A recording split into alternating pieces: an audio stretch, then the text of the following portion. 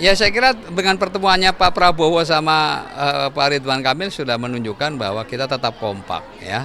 Ya hari ini saya ke Pondok Bambu ya, ada deklarasi dari Furoda, jadi dari ibu-ibu apa namanya Bu? Forum Ibu-ibu Ridho Jakarta ya, jadi Furoda di Pondok Bambu ya. Intinya mereka dengan tulus ingin memberikan dukungan kepada Ridho untuk tentu saja memperbaiki kehidupannya ya. Dan tadi dari dialog banyak usulan-usulan ya yang terkait dengan persoalan-persoalan masyarakat ya. Terutama memang yang terangkat itu persoalan insentif ya. Insentif tadi yang diharapkan guru ngaji ya, juga dasawisma, kemudian juga Jumantik ya, ya hampir sama sih dengan yang lain juga, Posyandu, kemudian juga PKK ya, seperti itu. Dan dengan program-programnya Ridho mereka kelihatannya sangat antusias ya, seperti sembako murah ya, pendidikan gratis, kemudian juga persoalan transportasi dan sebagainya yang akan diberikan, termasuk juga untuk membantu lansia yang tidak perlu ke puskesmas ataupun ke rumah sakit karena nanti dokternya yang datang ke rumah ya. Terutama adalah para lansia yang memang sudah kerepotan kalau harus ke puskesmas maupun ke rumah sakit. Ya, itu sih yang menonjol tadi. Terus tanggapannya katanya dari Kim tidak kompak mendukung Ridho, dan katanya juga ada dari partai ini yang mendukung dari calon tiga ya. Ya saya kira dengan pertemuannya Pak Prabowo sama Pak Ridwan Kamil sudah menunjukkan bahwa kita tetap kompak ya. Dan pada dasarnya kan sudah dinyatakan oleh partainya masing-masing ya. Mereka kan ada mekanismenya. Jadi nanti tunggu saja mekanisme dari masing-masing. Sejauh ini yang jelas dengan pertemuan Pak Prabowo sama Pak Ridwan Kamil saya kira sudah menjawablah itu bahwa Kim Plus itu tetap kompak. Pak, berarti semalam pertemuan dengan Pak Prabowo dengan Pak RK itu soal pilkada atau gimana?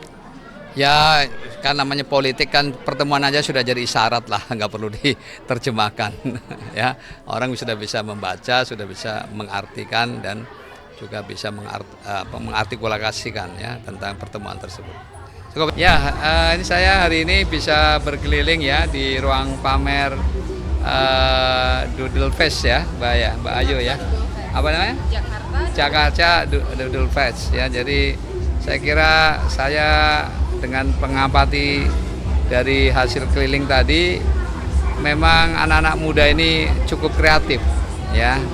Jadilah pameran kreativitas sebetulnya yang terjadi. Bahkan tadi saya lihat ada satu karya anak 17 tahun tadi, James, yang ternyata ketika dialog tadi memang kayak hasil dari imajinasi yang bersangkutan, dan ternyata jadi karya yang cukup menarik ya. Bahkan tadi juga ada karya dari anak usia 7 tahun juga, saya kira nggak kebayang anak 7 tahun sudah bisa berkarya seperti itu ya. Jadi makanya ini ke depan kami memang akan mendorong ya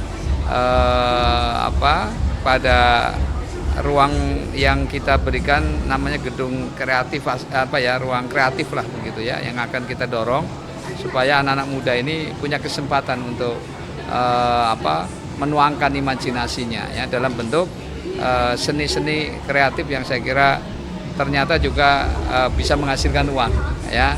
Artinya anak-anak mereka bisa punya penghasilan yang namanya karya seni. Karya seni itu nggak bisa dinilai uang ya, karena ketika orang senang berapapun dia bisa beli kan ya. Jadi harga bisa berlipat-lipat dari modal utamanya dari dia membuat ya. Inilah karya seni yang saya kira patut kita hargai ya. Dan saya Ini kan kalau lihat tadi mau itu lukisan, terus barang-barang yang dibikin, ini kan nggak kalah lah bagusnya dengan yang dijual di luar negeri. Ada nggak di program kerjanya Pak Suswono dan juga Kang Emil yang kira-kira bisa mendorong supaya karya-karya ini juga bisa go internasional atau bisa laku di pasaran? Ya itulah nanti jadi peran pemerintah daerah itu memberikan semacam media untuk mereka menuangkan kreativitasnya dalam bentuk pameran-pameran itu ya. Dan kalau bisa ya bikin festival rutin yang skalanya internasional ya, skalanya internasional ya. Jadi bagaimana caranya untuk menarik perhatian dari internasional untuk kemudian mengunjungi festival-festival ini? ya pertama tentu kita berikan kesempatan anak-anak ini juga mereka pameran di luar negeri ya, supaya karya-karya Indonesia itu dikenal dulu. Ya, jadi kalau mereka sudah ikut pameran di berbagai negara dan dia mengenal tentang produk-produk yang dihasilkan oleh seniman-seniman Indonesia, nah kemudian saya yakin ketika kemudian kita bisa membuka pameran di Indonesia, mereka akan tertarik ya. Apalagi nanti sudah bisa dijadikan agenda rutin tahunan, itu saya kira sangat menarik. Ya, di RW 4 Srengseng Sawah ya. Di mana saat ini sedang dilakukan pelatihan untuk urban farming ya, dan kebetulan di Srengseng Sawah ini relatif di beberapa rumah masih ada pekarangan yang relatif agak luas ya, bukan berarti luas banget ya, agak luas yang itu kebetulan belum dibangun, dan saya kira secara keseluruhan di Jakarta masih banyak lahan-lahan telantar yang belum dimanfaatkan. Nah ini sekarang ini kita mulai uji coba pelatihan di Srengseng Sawah ini RW 4 untuk menanam cabai dan terong ya. Nah sebetulnya program ini sebetulnya pernah kita galakan waktu zaman saya menteri, yaitu KRPL namanya, Kawasan Rumah Pangan Lestari. Waktu itu hasil analisa ekonominya itu bisa mengurangi pengeluaran keluarga antara 150.000 sampai 200.000 ya. Jadi sebetulnya ini walaupun sekecil apapun pekarangan ternyata sangat bermanfaat untuk mengurangi pengeluaran keluarga ya, dan itu bisa dilakukan oleh ibu-ibu rumah tangga ya, tanpa terbebani dengan istilahnya terbebani dengan tugas menyiram itu ya, karena sederhana cuma cukup menyiram pagi dan sore saja, artinya tidak mengganggu lah pekerjaan rumah tangga ya sebetulnya. Cuma kebanyakan ibu-ibu itu nggak disiplin saja ya, sehingga akhirnya kekeringan ya, akhirnya kena penyakit ya seperti itu. Nah jadi kita akan mulai lagi ya, karena program Ridho salah satunya adalah bagaimana meningkatkan kesejahteraan dari masyarakat atau warga Jakarta ya. Nah maka kita akan galakan lagi urban farming di Jakarta insya Allah. Berarti program KRPL ini akan kembali dicetuskan begitu. Kemudian ini akan di daerah mana aja Pak? Ya prinsipnya pada seluruh warga, bahkan nanti kita himbau kalau dimungkinkan seperti yang dilakukan di kantor DPD PKS Jakarta Selatan. Ya, kantor itu atasnya rooftop ya, dibikin di dak ya, dan di sana dia bikin urban farming di atas dak itu ya. Dan hasilnya kemarin saya sempat panen terong yang cukup bagus, juga lidah buaya ya. Nah di sini sebetulnya juga sudah ada ibu-ibu yang inisiatif ya, seperti ini minuman ini adalah minuman hasil dari ibu-ibu sendiri di sini ya, artinya banyak kreativitas yang sebetulnya bisa dilakukan oleh masyarakat ya. Jadi maka kami dorong ya supaya mereka bisa meningkatkan kapasitasnya dengan pelatihan-pelatihan itu ya.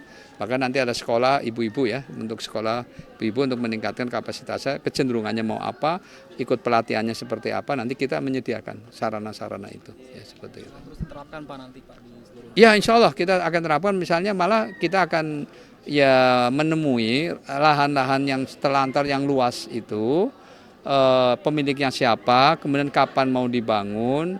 Harapannya nanti bisa mempertemukan dengan anak-anak muda yang ternyata saya juga surprise, banyak anak-anak muda yang ternyata masih banyak yang berminat di urban farming ya. Saya sudah bertemu dengan petani anggur di Jakarta, saya sudah bertemu juga petani hortikultura di Tengsin ya, petani anggur itu di Durensawit. Lalu ada yang usaha untuk membibitkan memperbanyak bibit lele ya, yang dijual bibitnya itu penghasilannya antara 6 sampai 10 juta sebulan, ya. Luar biasa dengan tanah yang sangat sempit, ya, seperti itu. Nah, jadi saya kira kita nggak boleh menyerah dengan Jakarta yang memang pasokan pangannya 98% itu pasokan pangan Jakarta dari luar. Bisa bayangkannya ketahanan pangan Jakarta itu sebenarnya rawan sekali. Ya, maka ya insya Allah mudah-mudahan saya bisa membantu mengatasi lah persoalan lahan pangan, dan diantaranya urban farming itu setidaknya tidak mungkin akan bisa mengurangi banyak, ya, tetapi setidaknya bisa 10% aja. Itu sudah cukup bagus, ya, dengan memanfaatkan tadi lahan yang terlantar gitu. Ya, gitu ya.